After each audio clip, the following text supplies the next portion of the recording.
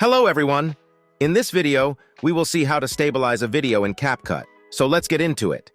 First of all, let's navigate to the CapCut app on your phone and tap on the icon to open it. Using a video stabilizer in CapCut can help you achieve professional results in your videos. Once the CapCut app opens, create a new project to import the video you want to stabilize. So tap on New Project, and it will open your phone's media library. Select the video that you want to stabilize, and then tap on Add to import it onto the track.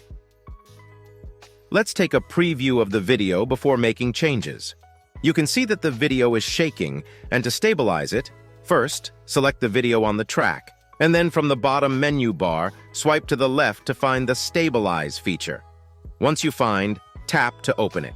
You'll see three options under the slider.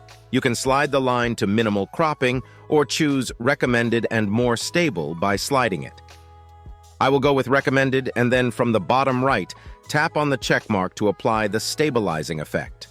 Now let's play the video and observe the changes. And that's it. This is how you can stabilize any video in CapCut. If you found this video useful, please show your support with a like. Your feedback is invaluable to us, so feel free to share your thoughts and suggestions in the comments section below. We're eager to hear from you.